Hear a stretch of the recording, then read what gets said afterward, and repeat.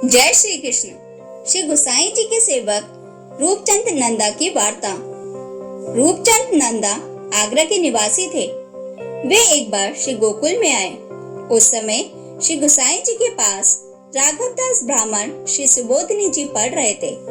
पढ़ते समय ही राघवदास के मन में एक विचार आया कि चाचा हरिवंश जी परदेश में जाते हैं और बहुत मात्रा में भेंट लेकर आते हैं। वे तो इतने अधिक पढ़े लिखे भी नहीं हैं। यदि मेरा जैसा पंडित उनके स्थान पर जावे तो उनसे कई गुनी अधिक भेंट ला सकता है।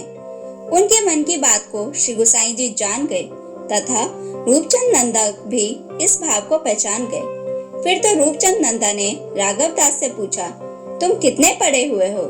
यदि तुम पढ़े हो तो मेरी समस्या का समाधान करो। श्रीमद् भागवत दशम स्कंद पूर्वार्ध में 40 अध्याय हैं और उत्तरार्ध में 41 अध्याय हैं।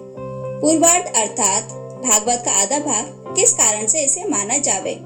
राघवदास कुछ भी उत्तर नहीं दे सके। इस पर रूपचंद नंदा ने कहा, तुम अपने मन में योग्यता तो चाचा जी से अधिक मानते हो। इस पर राघवदास ने अपराध क्षमा करवाया।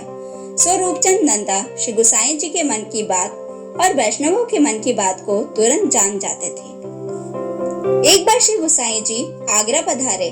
वहाँ श्री गोसाई जी के मन में विचार आया, यदि ऐसा घोड़ा हो जो 4 घड़ी में श्रीनाथ जी के दर्शन करा लावे। रूपचंद नंदा ने श्री गोसाई जी के मन की बात जानकर वैसा ही त्वरितगामी घोड़ा ला दिया। श्री गोसाई जी उस घोड़े पर सवार होकर श्रीनाथ जी के दर्शन करके पुनः आगरा पधार गए। श्री गोसाई जी ने रूपचंद नंदा से कहा, तो कुछ मांग ले।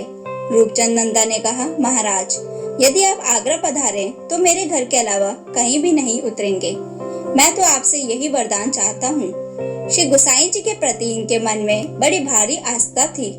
जब श्री गोसाई जी श्री गोकुल में विराजते तो जो सामग्री की इच्छा श्री गोसाई जी करते, रूपचंद नंदा उस सामग्री को आगरा से लेकर श्री गोसाई जी के लिए भिजवा देते थे। रूपचंद नंदा का मन श्री गोसाई जी के स्वरूप में तद्रुप हो गया था। ऐसे भगवती कृपा पात्र अनेक कथाएं हैं उनकी चर्चा कहाँ तक की जाए। जय श्री कृष्ण।